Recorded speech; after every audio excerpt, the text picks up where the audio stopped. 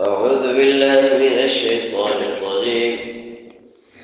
بسم الله الرحمن الرحيم.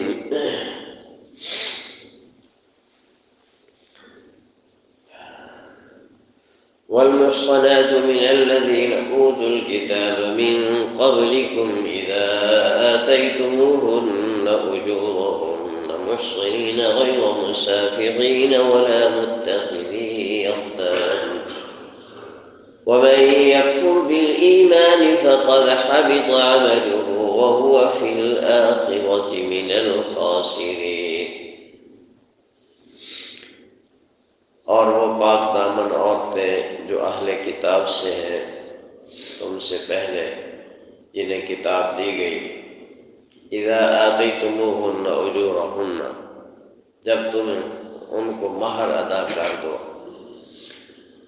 محسنین غیر مسافحین، اس حال میں کہ نکاح میں لانے والے ہوں نہ کہ بدکاری کرنے والے، ولا متخذی اخدان، اور نہ ہی خفیہ آشنائی کرنے والے ہیں، ومن یکفر بالایمان فقد حبط عمله، اور جس نے ایمان کا کفر کیا، ایمان کا منکر ہو گیا، تو اس کے سارے اعمال برباد ہو گئے اور وہ آخرت میں بڑے خسارے میں ہوگا۔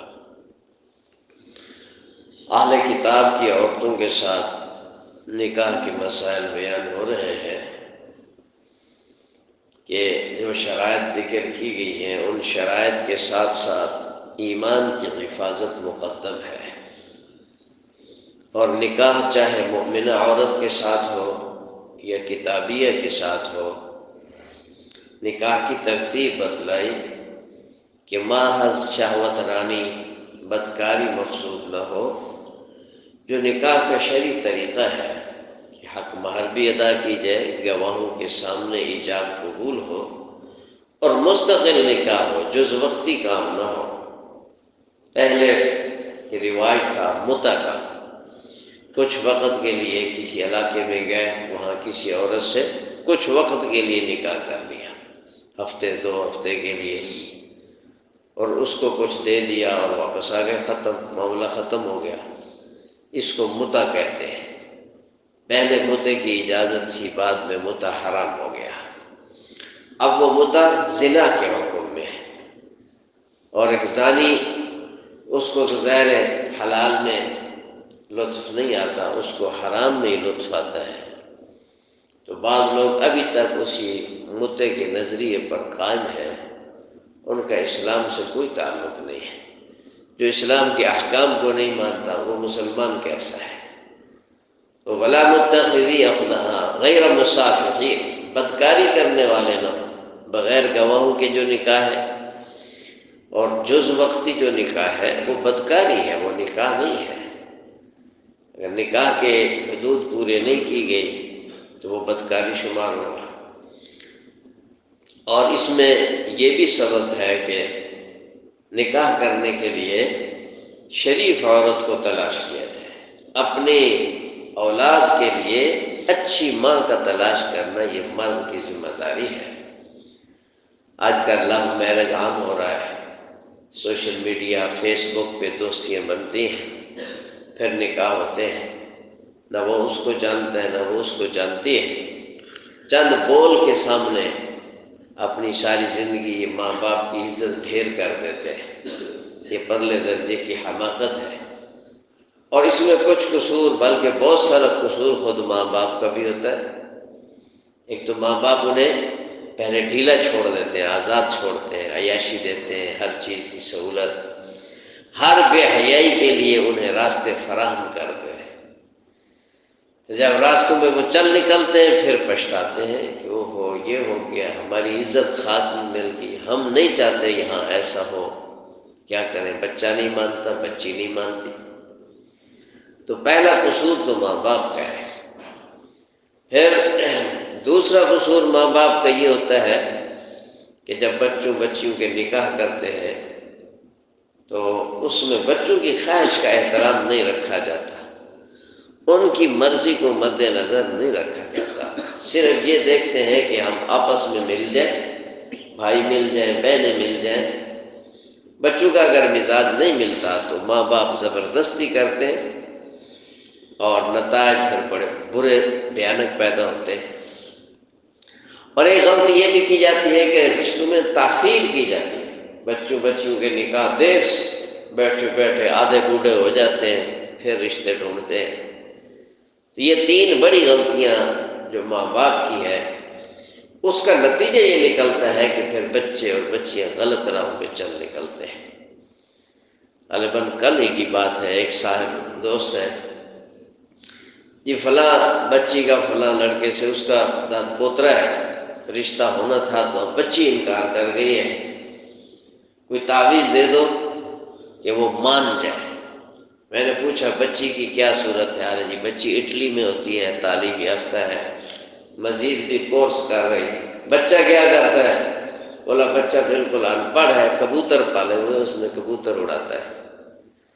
تو میں نے کہا یار تمہاری عقل کام نہیں کرتی کہ بچی کو تعلیم دی ہے، اس کا زندگی کا ماحول اور ہے، اور بچہ بے روزگار اور ایسے کام میں لگا ہوا ہے جو معاشرے میں نفرت کی نظر سے۔ کبوتری کی کیا اوقات ہے؟ وہ تو جواری ہوتا ہے، وہ پوڈری ہوتا ہے۔ اب اس کو ایک پوڈری کے حوالے اور ایک جواری کے حوالے کر رہے ہو، اور اب تعویذ بھی لینے آئے ہو کہ تعویذ دے دو تو لڑکی مان جائے۔ میں تو ایسے تعویذ نہیں دوں گا، یہ تم بہت بڑی غلطی کر رہے ہو۔ لڑکی کا مطالبہ درست ہے، اس کے ماں باپ کو سمجھاؤ کہ اس پہ زبردستی نہ کرو۔ آج تم نے زبردستی کر بھی دی تو یہ آبادی ہونی تھوڑی ہے، یہ بربادی ہونی ہے۔ کل کی خرابی سے بہتر ہے آج انکار کرنا۔ تو ماں باپ کو اولاد کے حالات کو بھی دیکھنا چاہیے کہ زندگی اب انہوں نے گزارنی ہے، ان کی زندگی کیسے گزرے گی یہ فیصلہ کرنا ہوگا، نہ یہ کہ ہم آپس میں مل جائیں۔ تم تو زندگی گزار چکے ہو۔ تو غیر محسنین غیر مسافرین، اسی طرح کسی کی مال دولت اور رنگ چمک پر رشتے کرنا، اس کی پاک دامنی، اس کے اخلاق کو نہ دیکھنا، یہ اپنی اولاد کے ساتھ دشمنی ہے۔ اولاد کے لیے اچھی ماں کا انتخاب کرنا یہ باپ کی ذمہ داری ہے۔ وَمَن يَكْفُرْ بِالْإِيمَانِ فَقَدْ حَبِطَ عَمَلُهُ، جس نے کہا ایمان کا انکار کیا اس کے اعمال برباد ہو گئے۔ آج یہ ہمارے معاشرے میں، آپ کے چکوال میں تو کثرت سے یہ ہو رہا ہے کہ لڑکوں کی شادیاں ہو جاتی ہیں، لڑکیوں کی آپس کی آشنائی کی وجہ سے اب لڑکی کسی غلط مذہب سے تعلق رکھتی ہے، منکرین صحابہ سے، منکرین ختم نبوت سے اس کا تعلق ہے، قادیانی ہے، تو نتیجہ کیا نکلتا ہے؟ وہ لڑکا بھی بے ایمان ہو جاتا ہے اور اس کی پوری نسل کافر بن جاتی ہے، ایمان سے ختم ہو جاتی ہے۔ یہ آئے روز ہو رہا ہے، ہزاروں مثالیں آپ کے ضلع میں ملیں گی، سینکڑوں بھی نہیں، ہزاروں۔ اور ایسا ہوا کہ ایک لڑکی غلط عقیدے والی آئی کسی خاندان میں، اس نے پورے خاندان کا ایمان تباہ کر دیا۔ ایک بستی میں آئی اور اس نے پوری بستی کا ایمان تباہ کر دیا۔ یہ ہو چکا ہے، میرے سامنے کتنی مثالیں ہیں۔ اس وقت غلطی اس ایک لڑکے نے کی، اس کی آنکھوں پہ جادو چل گیا، آنکھوں پہ پٹی باندھی، ماں باپ کو بھی مجبور کیا، نتیجہ یہ نکلا کہ اپنا ایمان بھی تباہ، گھر کا ایمان تباہ، خاندان کا ایمان تباہ، پورے گاؤں کا ایمان تباہ۔ ان کے ایمان کی تباہی کا ذمہ دار یہ بے احمق اور بے وقوف ہے۔ خدا را ایمان سب سے قیمتی چیز ہے۔ وَمَن يَكْفُرْ بِالْإِيمَانِ فَقَدْ حَبِطَ عَمَلُهُ، جس نے ایمان کا انکار کر دیا اس کا تو سب کچھ تباہ ہو گیا۔ تو کتنے عرصہ مزے کر لے گا، اس کے ساتھ رہ گئے 10 سال 40 سال 50 سال، یہی 60 سال رہ لے گا، اور 60 سال تک تو مزے ہوتے نہیں ہیں، 10-20 سال ہوتی ہے، اس کے بعد تو بڑھاپا آ جاتا ہے۔ تو یہ 10-20 سال 20-30 سال کے مزے کے لیے تو نے پوری قوم کا ایمان تباہ کیا، خود اپنے آپ کو برباد کیا، اپنی اگلی پوری نسل کا ایمان تباہ کیا۔ اللہ کے سامنے کیسے پیش ہوگا؟ ہمیشہ کی جہنم میں کیسے جلے گا؟ قبر کے عذاب کو تو کیسے برداشت کرے گا؟ اس لیے بھی بہت سوچ سمجھ رکھنی چاہیے۔ نوجوانوں کو خاص طور پہ یہ نصیحت ہے، خدا را اپنے ایمان کی حفاظت کرو۔ ایک واقعی بزرگ نے سنایا، ایک شخص یورپ میں چلا گیا تو وہاں کسی عیسائی لڑکی سے نکاح کر لیا، سیٹل ہو گیا، کاروبار، بچے اور ٹھیک ٹھاک، مارکیٹیں، خوب کھاتا پیتا۔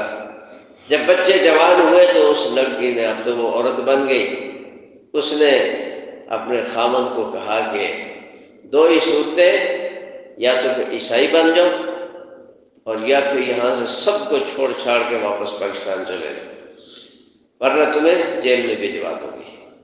اس کا وہ وطن ہے، سوچا، اس کا تو دماغ گھوم گیا۔ تو وہ کہتا ہے کہ بچپن میں مسجد میں پڑھتا تھا تو استاد جی ہمیں ایک نعرہ لگوایا کرتے تھے، میں مسلمان ہوں کبھی کافر نہیں بنوں گا، یہ نعرہ ہم سے لگوایا کرتے تھے۔ کہتے ایسے سوچتا رہا، وہ بچپن والا نعرہ میرے دماغ میں گونجنے لگا، میں مسلمان ہوں کبھی کافر نہیں بنوں گا۔ تو مسجد کا پڑھایا ہوا سبق مجھے کام آیا، میں سب کو چھوڑ چھوڑ کے نکل آیا، ایمان بچا کے نکل آیا۔ ایمان پیارو سب سے قیمتی چیز ہے، اس کے آگے دنیا کا کوئی خزانہ، کوئی حکومت، کوئی عورت، کوئی حیثیت نہیں رکھتی۔ اللہ پاک سب کے ایمان کی حفاظت فرمائے۔